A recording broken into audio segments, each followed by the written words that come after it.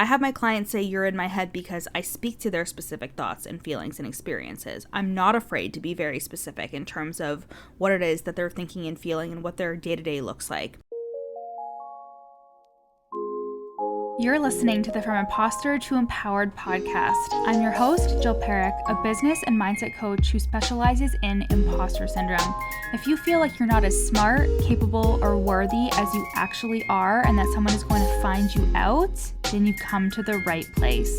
I went from being a struggling government worker, working my coaching business on the side, but feeling unworthy and burnt out, to making multiple six figures helping women overcome imposter syndrome so they too can sign clients, make bank, and have the business or career of their dreams.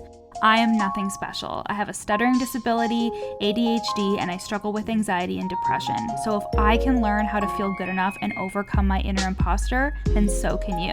Let's dig in.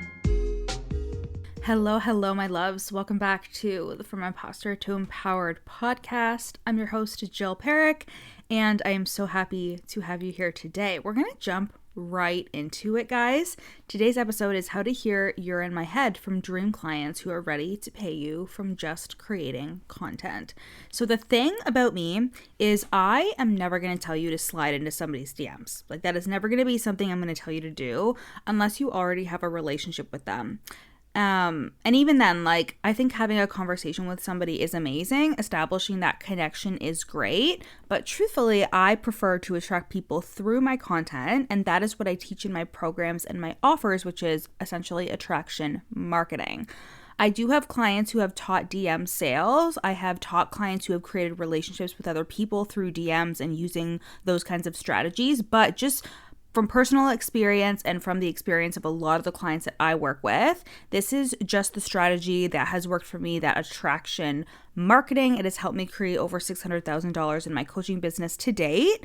And that is just how I like to do things. Okay. That is just what I like. If you are like, I'm not into it, that's okay. We're allowed to have different strategies because every strategy works. Just you have to work it. So typically my clients like to do things this way as well. And the ideal situation is you create content that really calls in the potential clients that you want to work with. And this just feels more normal, more natural to me. When I'm starting a conversation with somebody, if that was a strategy of mine, I ultimately know that I want to work with them at some point. And if that was a strategy I was using, I would be reaching out and talking to people, but knowing that that was the strategy behind it, right? And like, I know that there are people who, again, teach this strategy, and there's nothing wrong with that at all. Just personally, I know that, like, I would rather have an authentic conversation than thinking like, okay, well, I'm starting this conversation to eventually lead them to work with me, right? Okay. Anyways, that is why I opt to do attraction marketing.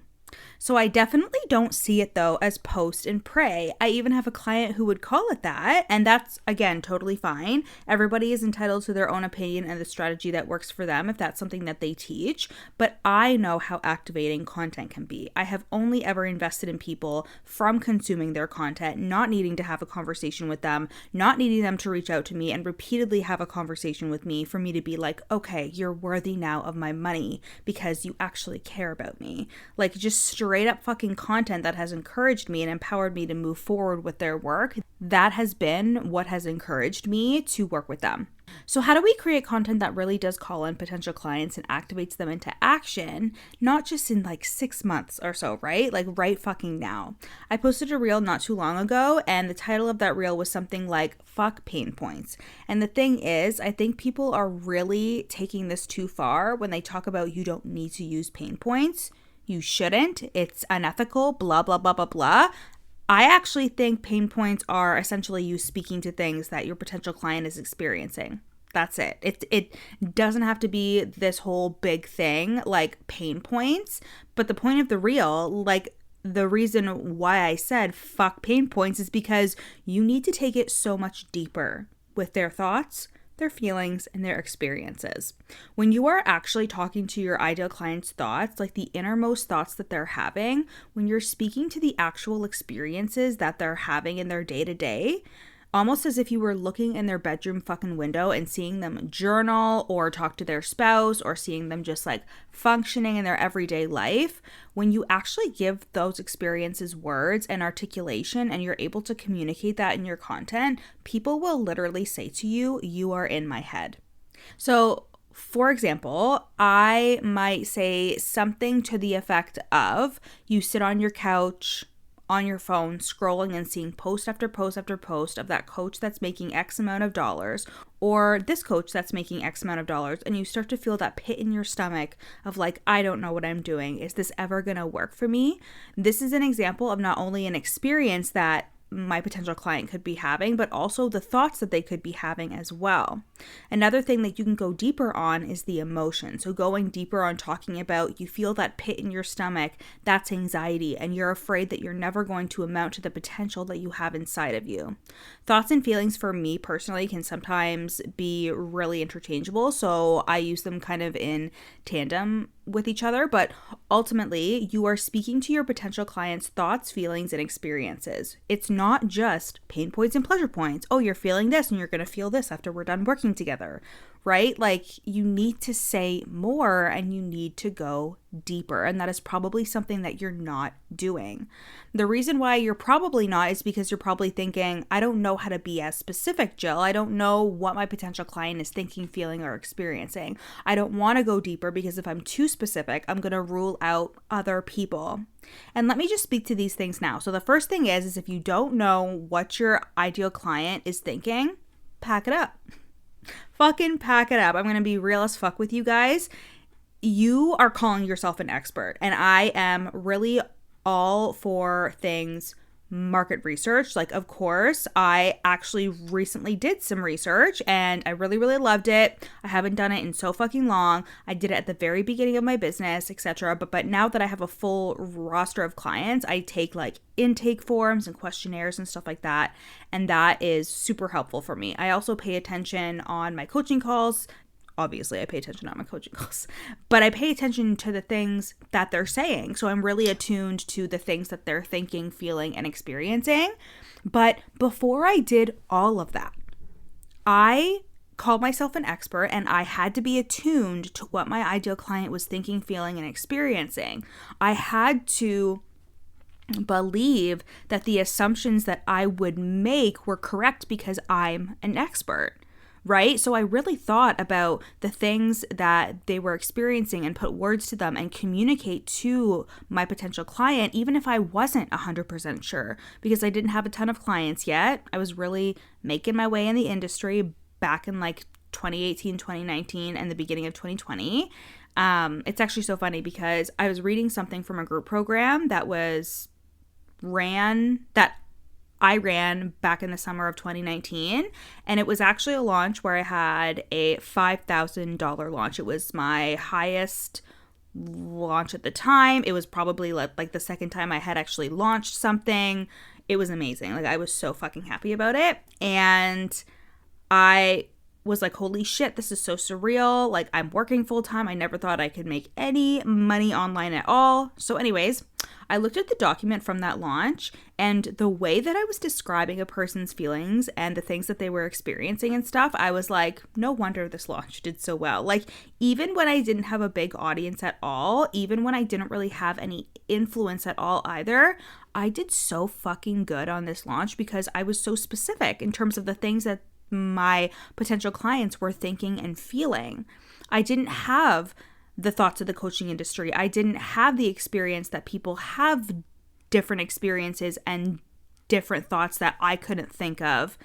Like, and there's a ton of like nuance there as to why this launch was so successful, but something that I immediately noticed was the fact that I was very clear in my messaging. I was getting so specific, right? And This is something that I actually talk about all the time, which is the Dunning-Kruger effect. And the Dunning-Kruger effect is something that basically says that when you're closer to something, it's harder for you to articulate it. It actually gets more difficult. And that is something that I see with content and with being a coach in general. Sometimes we get so close to success and so close to like being a coach and being in the coaching industry, etc. And it's something that we've always wanted, but now that we're so close to it, we start to really overthink and question the things that we're saying and the things that we're doing.